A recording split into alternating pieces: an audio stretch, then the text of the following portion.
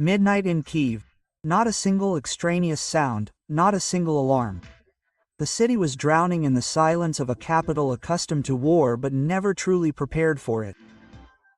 The familiar target blips glowed on the controllers' screens in the underground radar center south of Vasylkiv. Slow and steady, like every night. No interference, no unidentified objects, not the slightest sign of an impending event. But at an optical observation post in the forests between Bila Tserkva and Fastov, a young technician looked up at the sky and noticed something that didn't match the familiar picture.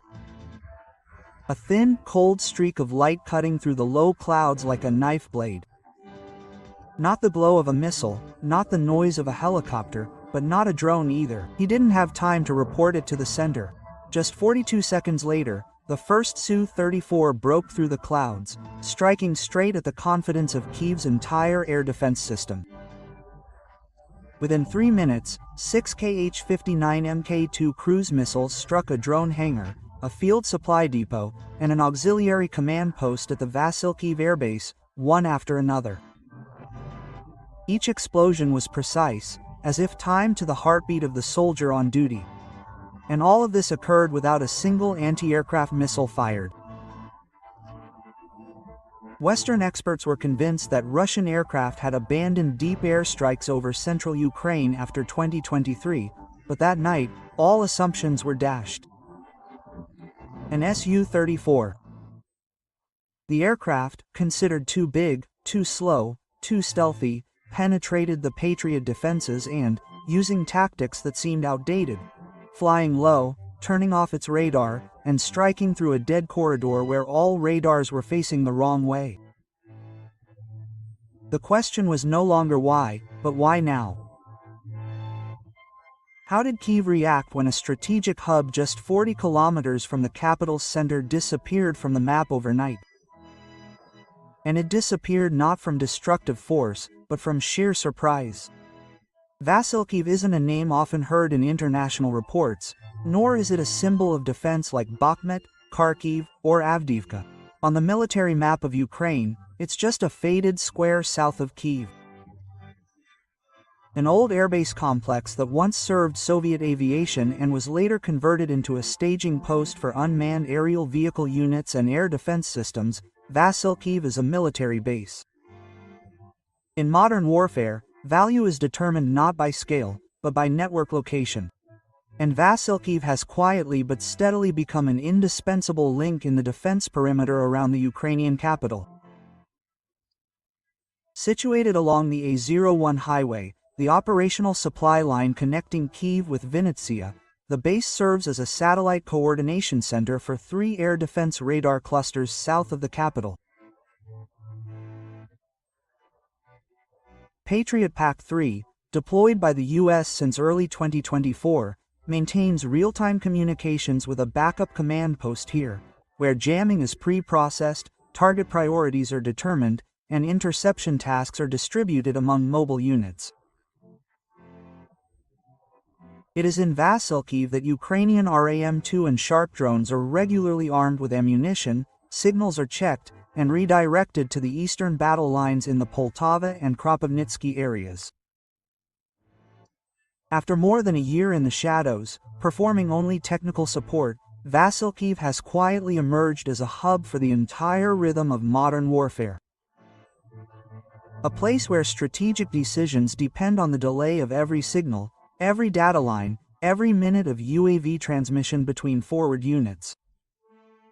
Precisely because it was not a prominent outpost, Vasylkiv found itself in a dangerous position. Underestimated at the highest levels, where strategic maps are colored with red and blue lines, Vasylkiv is a mere blur.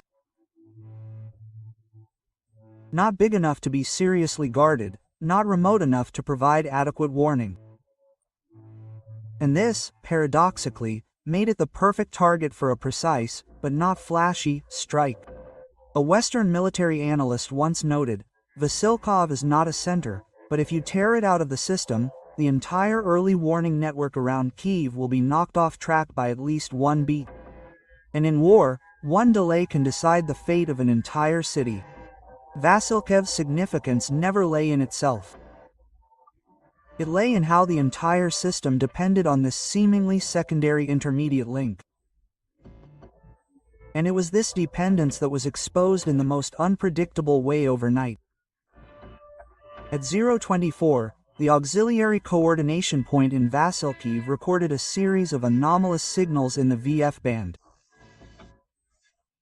The signals were weak, distorted, unstable in amplitude, but not clear enough to classify them as a threat.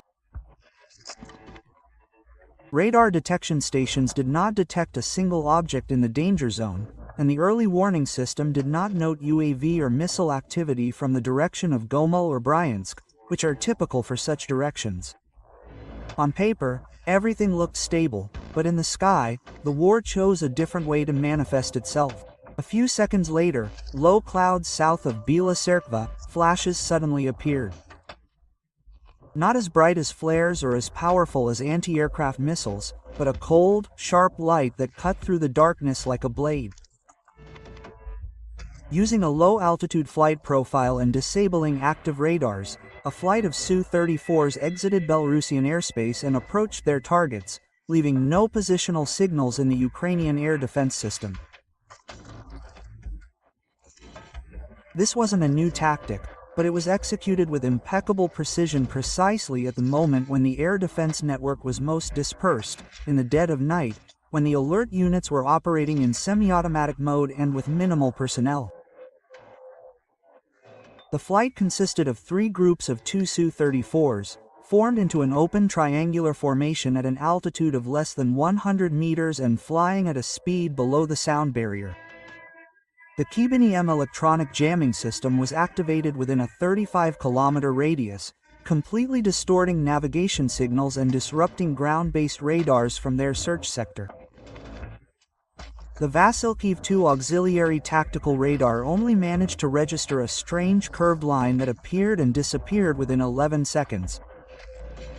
There was insufficient data to consider it a real threat. It was during this interval that the first cruise missile, an EKH-59 Mk2, reached its target. The missile, capable of flying at extremely low altitudes and with integrated NS, GPS, and optical sensors, was programmed to hit areas with a high thermal response. Supply depots, UAV hangars, underground communications hubs. The strikes were carried out almost simultaneously, without intervals between explosions. A typical strategy of simultaneous pressure, making it impossible for the defense system to prioritize targets. Each missile carried a 320-kilogram fragmentation warhead, which did not need to destroy the target entirely.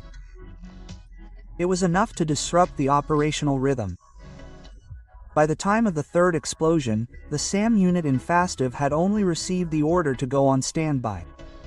But by then, the Su-34 flight had already changed course and gained altitude, and left the area through the western corridor over Vinnytsia, where radars were heavily jammed by weather and residual interference from Ukrainian radar systems.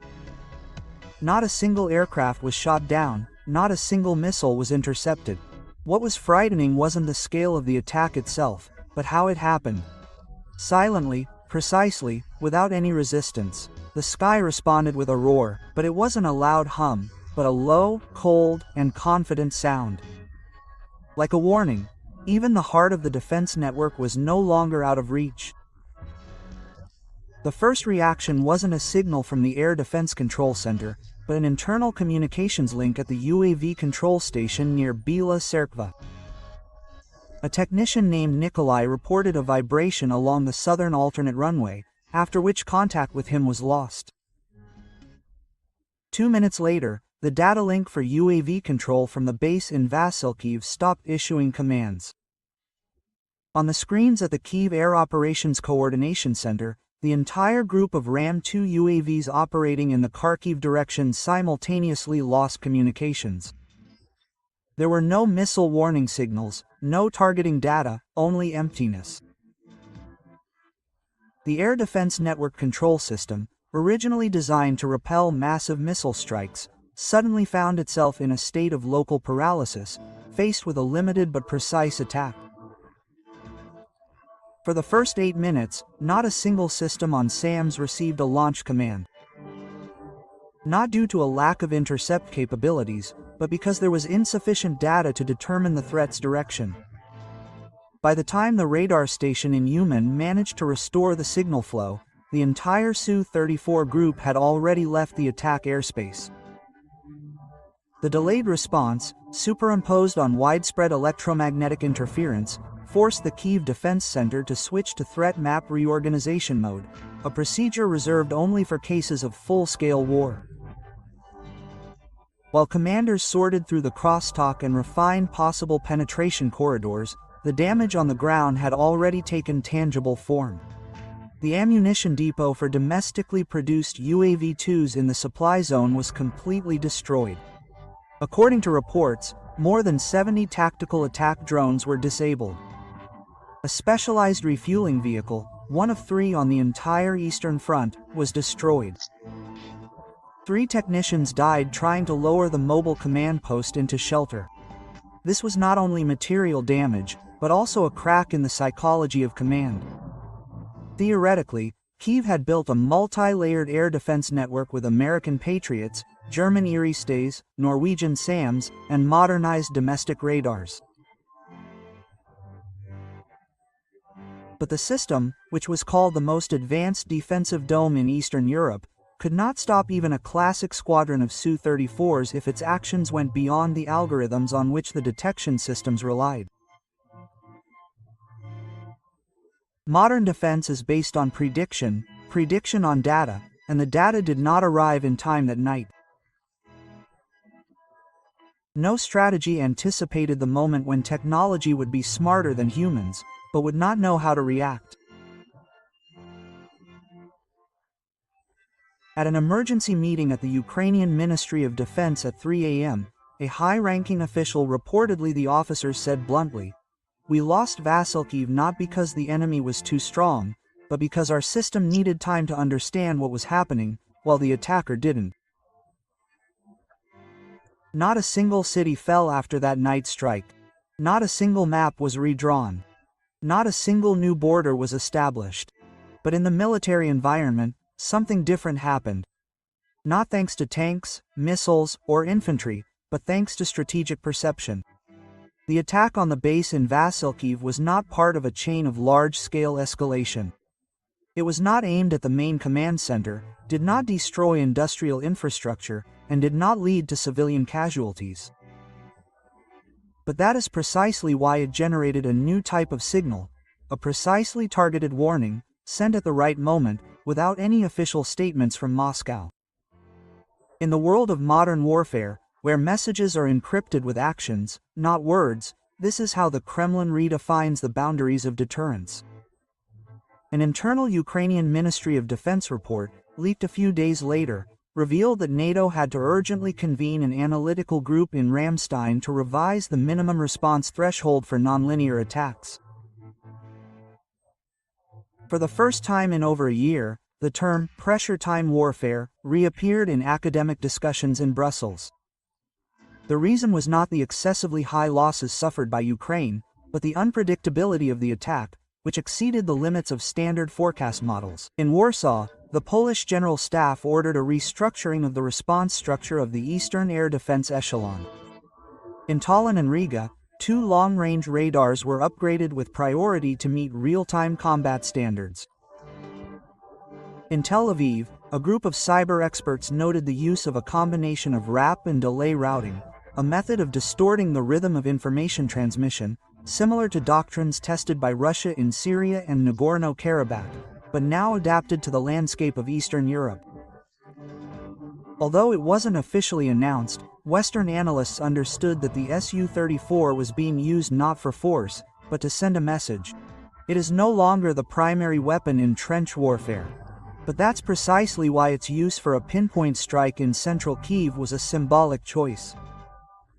If weapons no longer featured in predictive scenarios are still capable of penetrating a modern air defense system, then the scenarios themselves need to be rewritten. Within Ukraine, the domino effect spread quietly. Several old radar stations in Vinnytsia, abandoned since 2020, were ordered to resume operations within 72 hours.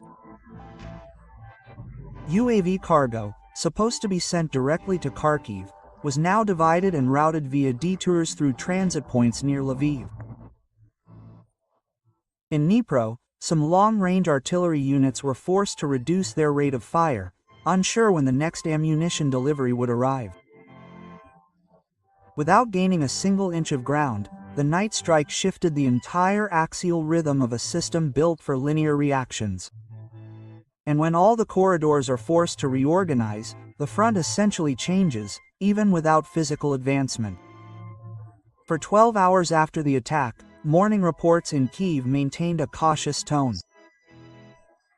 There were no breaking news reports, no footage from the scene. This was partly due to secrecy requirements, partly because the losses, if counted in numbers, did not exceed the public warning threshold. But in the underground conference rooms, the tone had already changed.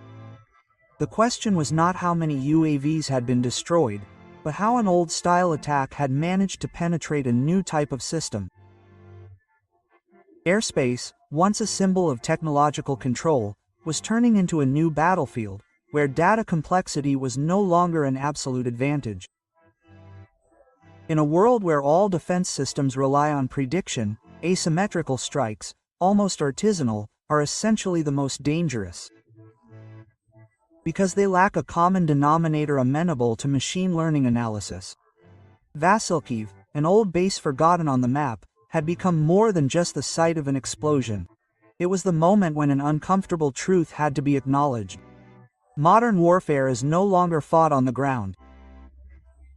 It has ascended into the air, where decisions are made not based on terrain or front lines, but on the ability to slow, distort, and jam response systems. And in this space, where radars detect nothing, where signals fail to reach, where soldiers cannot understand what has happened until it is too late, war becomes a chain of silence, repetition, and lack of support. Losses are measured not by the number of downed drones or destroyed hangars, but by the loss of reference points. The system does not know what is attacking it, where it came from, or how to strike back. At a temporary base near Bila Tserkva, an experienced air defense coordinator, reviewing the last data packets from the radar before it went into jamming, quietly said to a colleague, "We live in an era when radar no longer sees anything, although it is still there." War has changed its face, and if so, then the concept of victory is forced to change. After all, if a strike doesn't change the map, but forces the entire system to rewrite the way it sees the world, can it really be considered a simple victory? The remaining question for all sides, from Kyiv and Moscow to Brussels, isn't who is stronger, but rather, does military victory still have any meaning if peace can never return under this sky? Ah, indeed.